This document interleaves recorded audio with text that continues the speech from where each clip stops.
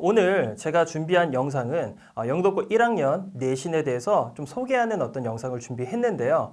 보통 이제 중등에서 고등으로 올라가면서 우리가 이제 많아진 범위뿐만 아니라 또 새로워진 어떤 여러분 이 내신의 유형 때문에 여러분들이 많은 어려움을 겪고 있는데 그 부분을 조금 도움이 될까 해서 이 영상을 준비했고요. 자, 특히 오늘 영상에서는 여러분들이 가장 어려워하는 그 서술형 유형에 대해서 조금 그 접근법과 그리고 어떤 식으로 준비해야 되면 좋은지 그 팁들을 같이 소개하고자 하니까 혹시 서술형이 어렵거나 내신에서 항상 서술형 때문에 감점이 되는 친구들은요, 꼭 이 영상을 보셨으면 좋겠습니다.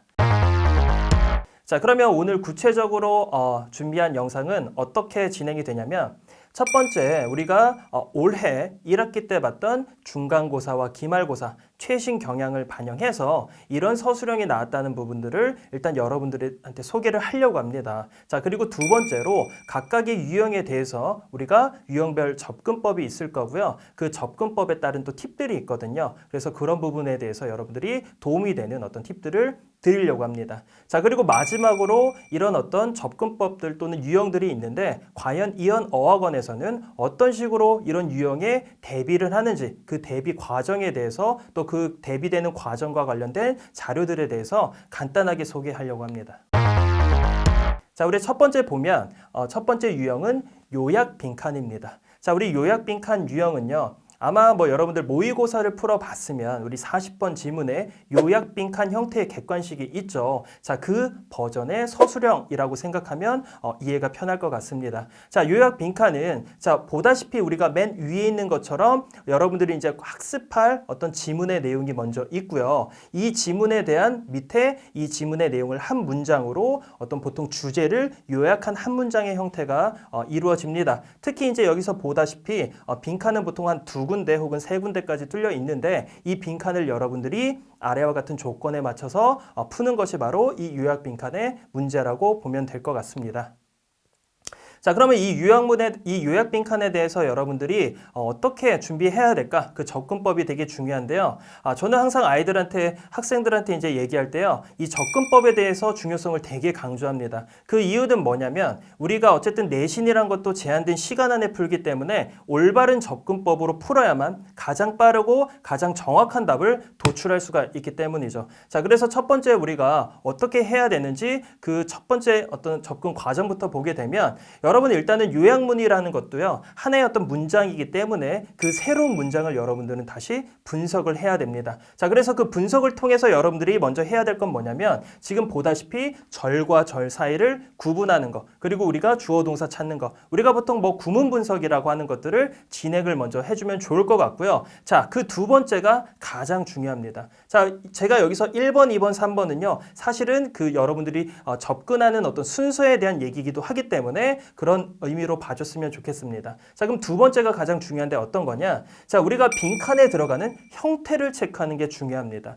자, 우리 요약 빈칸은요. 단순히 어떤 본문의 단어만 가지고 쓰는 것이 아니고 그 내용에 맞는 알맞은 단어를 알맞은 형태로 쓰는 것이 가장 중요합니다. 자, 그래서 이 형태를 어떻게 쓰냐를 우리가 먼저 어떤 의미가 들어가는지를 찾기 전에 먼저 결정 짓는 것이 여러분들이 나중에 좋은 점수를 받기 위한 꼭 필요 조건인데요.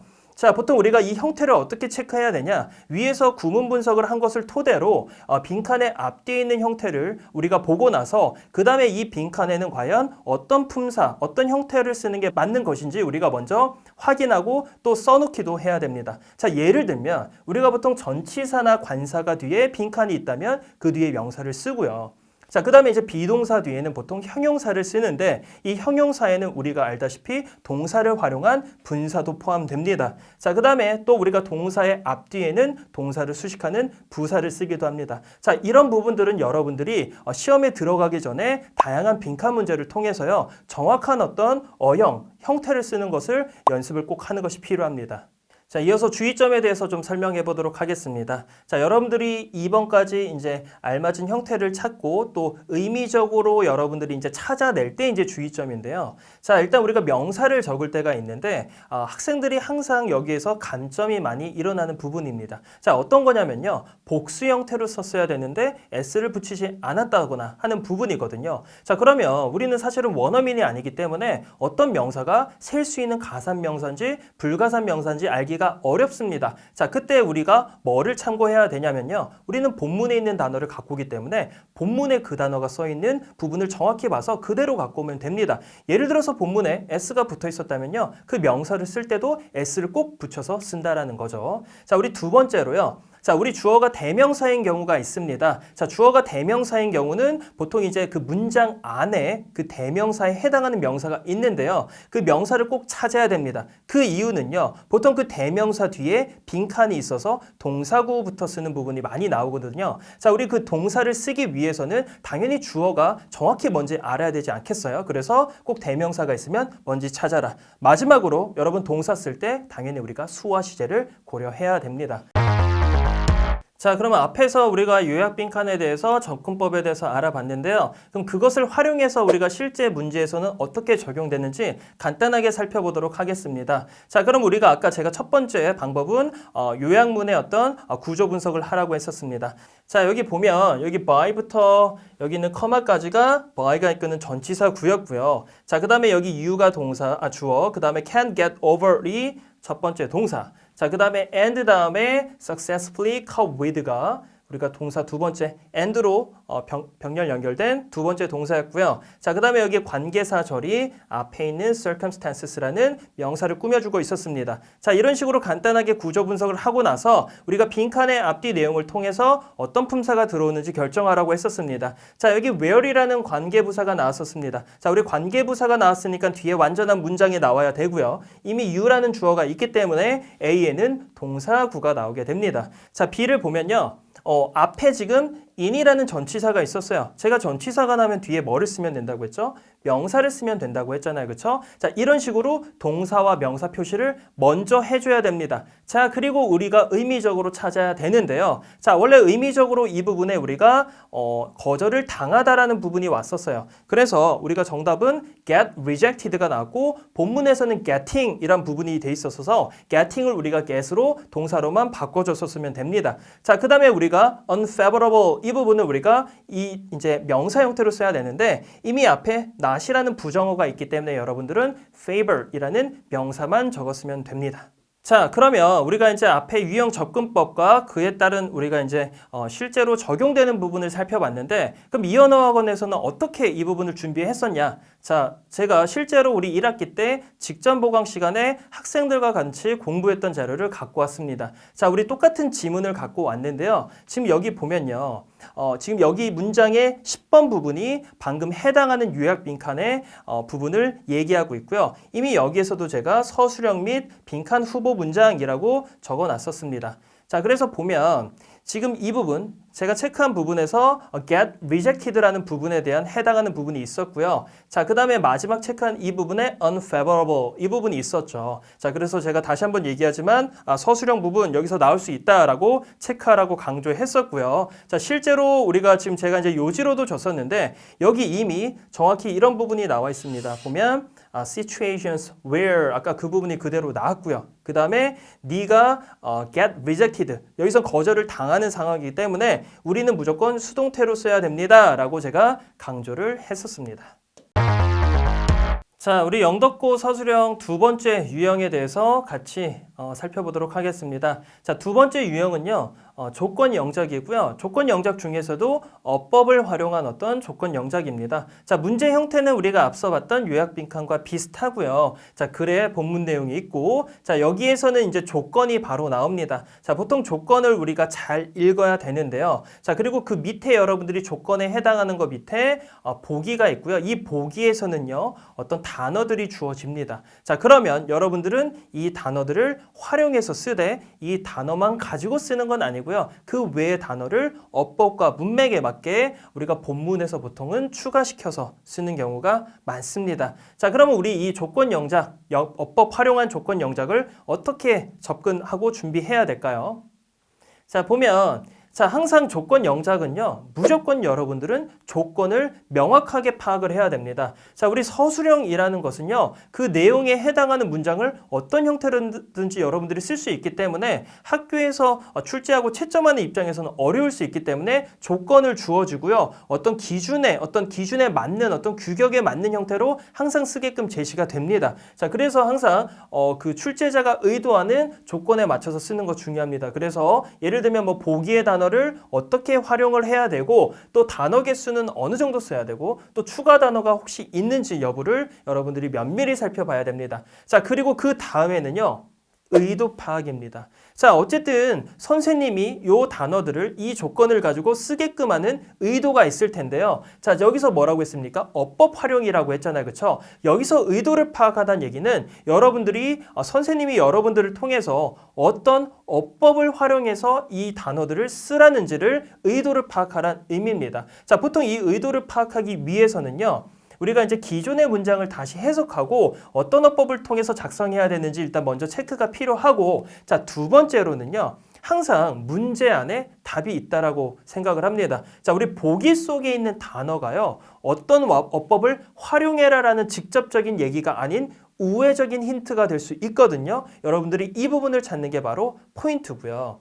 자, 예를 들면 뭐 그 어법에는 뭐 가정법이나 이때강조구문 이런 어떤 특수구문들이 있겠죠. 자, 마지막으로 조건에 맞는 문장을 적는 건데요. 이 부분에 대해서 제가 엄청나게 당부하고 싶은 부분이 있습니다. 자, 여러분들 보면 어법상 조건에 맞게 어쨌든 문장을 완성을 하는데요. 그 나중에 그 부분을 해석을 해보게 되면 어법상에는 맞지만 문맥상에는 맞지 않는 문장들이 상당히 많습니다. 문맥상 맞지 않는다는 뜻은 무슨 뜻이냐면 여러분들이 적은 거 어법상 문제가 없지만 해석을 하면요, 전혀 본문의 내용과 다른, 그러니까 원래 이제 여러분들이 적어야 되는 문장의 내용을 맞추는 게 중요하잖아요. 어법이란 것은 여러분들이 표현하고 싶은 그 내용에 대한 틀 역할만 하는 거죠. 근데 그 궁극적으로 맞아야 되는 문맥이 맞지 않는 경우가 많고요. 이 문맥상 맞는지 부분을 최종 체크하는 게 중요한데 여러분들 그냥 여러분들이 쓴 문장을 해석 한번 해보라는 거죠. 그러면 내가 원래 쓰고자 했던, 내가 공부했던 본문의 내용과 맞는지 이렇게 이중 체크하는 부분만 한 번만 이루어져도 여러분들이 조금 수정할 수 있는 여지가 분명히 있습니다. 자, 근데 사실은요, 이 내신이란 것도 어쨌든 학교 수업을 토대로 하잖아요. 보통 이 어법을 활용한 조건 영작은 한 문제가 나온다고 했습니다. 그렇죠? 우리가 방금 전에 본 영덕고 기출도 보면 1학기 기말고사 무려 5점짜리 문제로 나왔었습니다. 자, 그래서 그럼 이런 것들을 너무나 뭐 막연한 게 아니냐, 너무 많은 지문 속에서 이런 걸 다 어떻게 하냐라고 할 수도 있지만 그런 부분을 위해서 학교에서는 이제 수업 때 사실은 이제 영덕고 여러분들 수업을 잘 듣게 되면 선생님이 이런 부분 중요하다라고 얘기하는 부분이 있습니다. 그렇죠? 꼭 영덕고뿐만 아니라 모든 학교가 그렇고요. 그래서 이 조건 영작, 특히 이제 어법 활용한 조건 영작은요, 그래도 선생님, 우리 영어 수업을 잘 듣는 학생들은요, 선생님이 중요하다라고 생각하는 문장, 그리고 그렇게 전환되는 어떤 내용들에 대한 어떤 부분 언급이 있었으면요, 꼭 체크해야 됩니다. 그래서 어쨌든 내신은 항상 학교 수업을 잘 들어야 되겠죠. 자, 그래서 뭐 방금 얘기한 접근법에 따라서 다시 한번 우리가 이제 문제를 보면요. 자, 여기서 우리가 먼저 조건을 명확히 보자고 했잖아요. 그렇죠? 어떤 조건들이 있었습니까? 자, 보면요. 보기의 모든 단어를 반드시 한 번씩 사용하라. 보통 보기에 나온 단어는요, 다 써야 됩니다. 두 번째, 필요시 어형을 변화시킬 것. 다시 말해서 여기 있는 거 그대로 쓰면 안 되는 것도 있다라는 뜻이죠. 자, 그 다음 이제 보기 2에 추가할 단어가 있는데요. 항상 어디 있다고요? 본문에 있는 단어입니다. 자, 물론 본문에 있는 단어를 활용할 때도 어형 변화 가능하고요. 마지막, 우리가 지금 단어 개수를 제한했죠. 자, 요 네 가지 상황에 대해서 면밀히 알았다면요, 바로 여기로 가지 말고 보기에 있는 단어를 봅니다. 뭐를 해야 됩니까? 의도를 파악해야 된다고 했습니다. 자, 어떤 의도? 예를 들면 이 단어들을 통해서 어떤 어법을 활용해서 문장을 쓰라고 하는지에 대한 의도거든요. 자, 지금 보면 여기 if와 would가 있습니다. 자, 어떤 게 생각나십니까? 가정법이겠죠. 자, 그래서 이 문장은 가정법을 활용하란 겁니다. 자, 물론 가정법에는 보통 과거와 과거 완료가 있기 때문에 그 부분들은 우리가 이제 원래 이제 문장에 조금 알고 있었어야 되는 부분인데요. 자, 일단 정답을 살펴보면 이런 식으로 나왔었습니다. 자, that business deal would have been impossible. 자, 여기 보면요. impossible에 possible만 이미 주어진 단어였어요. 자, 여기서는 거의 불가능했었을 거다라는 원래 문장이었는데요. 자, 우리가 불가능했었을 거기 때문에 물론 여기다 would not have been을 붙여도 되지만 예를 들면 여기다가 우리가 not을 붙였어도 가능합니다. 하지만 우리가 possible 앞에 부정의 접두어 im을 붙이면 또 우리가 똑같은 문맥상 맞는 문제, 필요시 어형 변화가 되는 거죠. 자, 그 다음에 if 다음에 뒤에 뭐가 나왔었냐면 they had used. 이런 식으로 여러분들은요. 가정법 과거 완료 시제를 여러분들이 지키면서 우리가 의미상 우리가 맞게 또 문맥상도 맞아야 되기 때문에 우리가 possible 앞에 im을 붙이는 것이 이 문제의 핵심이었습니다. 자, 그러면 지금 이 문제 또 우리 이현 어학원에서 어떻게 준비했고 어떻게 대비했었는지 또 직전 보강 자료로 보여주도록 하겠습니다. 자, 지금 우리 해당하는 똑같은 문장이요. 지금 보면 알다시피요. 자, 여기 6번에 나왔던 문장이었습니다. 자, 그래서요. 원래 원문은 어떻게 됐었냐면요. 어떻게 나왔었냐? 이렇게 나왔습니다. 자, would have been, 자, impossible 앞에 이제 nearly라는 뭐 부사 하나 정도 있었고요. 자, 여기 보면 원래는 가정법 if로 시작하는 가정법이 아니고 지금 나와 있다시피 using으로 시작하는 분사 구문이었습니다. 자, 근데 의미상 이 분사 구문은요, 가정법으로 바꿀 수 있다라고 이미 수업 시간에 얘기를 했습니다. 내신 수업, 제 수업이 아니고 학교 수업에서 말한 겁니다. 자, 그래서 이 부분을 잘 들었던 친구들은 또 학교 프린트에 열심히 여러분들이 적었을 테고요. 그 부분들이 그대로 직보 자료에 반영이 됐습니다. 자, 그래서 어떻게 적었나요? 밑줄친 부분의 내용상 가정법 과거 완료로 문장 전환 가능하고 뒤에 여러분들이 보다시피 정답 부분이 그대로 적혀 있는 거 보이죠? 자, 지금 얘기한 것처럼 어떤 부분이 중요하다고요? 어쨌든 내신 수업이라는 것은 학교 수업이 일단 먼저다라는 부분. 자, 그러면 지금 사실은 두 가지 우리가 유형을 지켜봤는데 이 두 가지 유형보다도 뭐 한 두세 개 정도 더 유형이 있습니다. 뭐 지금 시간상 제가 이제 다 얘기할 수는 없고요. 오늘 말 그대로 맛보기 영상이기 때문에 대표적인 두 가지 유형 준비했습니다. 자, 그럼 우리가 이렇게 앞에서 이제 영덕고 1학년에 서술형 유형에 대해서 살펴봤는데 그럼 이현어학원에서는 이 부분과 관련해서 또 내신 수업이 어떻게 진행되는지 그 부분에 대해서 잠깐 설명하도록 하겠습니다. 자, 일단 첫 번째로 당연하다시피 우리 본문 학습을 하는데요. 자, 중요한 것은 이 본문 학습을 할 때도요. 우리가 서술형 나오는 유형을 고려해서요. 우리가 특히 이제 요약 빈칸이라고 한다면 이 요약 빈칸의 빈칸 부분은 본문에서 이제 중요한 부분이 보통 들어갑니다.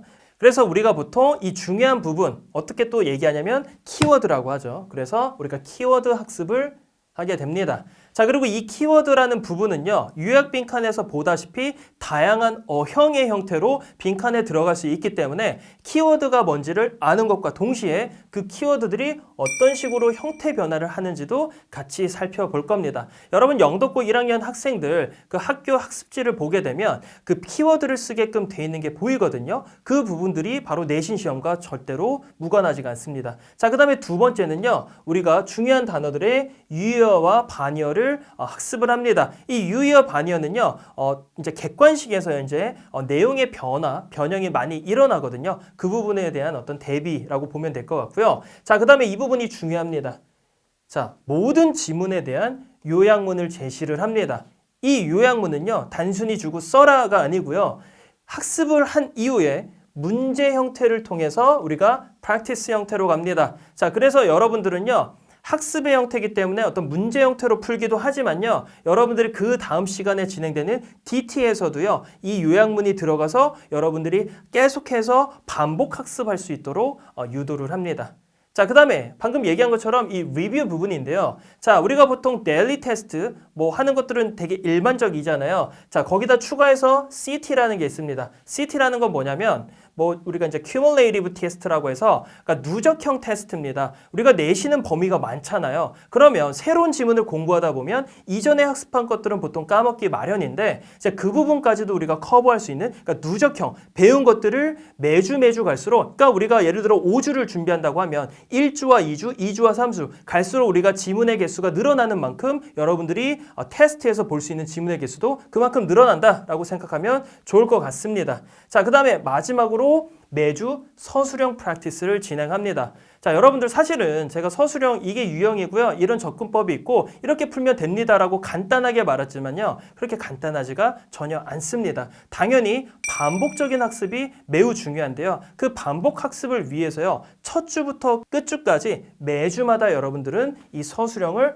프랙티스를 할 겁니다. 자, 그래서 여러분들이 보통 서술형 프랙티스는 어떻게 연결되냐? 일단은 해당 주차 수업에 해당하는 지문과요. 또 이전에 배웠던 이전 지문에 대한 서술형을요. 계속해서 연습합니다. 이제 문제 형태로 줘서 테스트에서도 보게 되고 수업 후에 우리가 문제풀이 형식으로도 보게 되는데요. 이제 중요한 것은요. 우리가 또 학생마다 장단점이 다 다르잖아요. 그렇죠? 또 어떤 친구는 이런 유형은 강하고 어떤 유형은 약하고 이런 부분에 대비해서 이제 개별 피드백을 진행을 하거든요.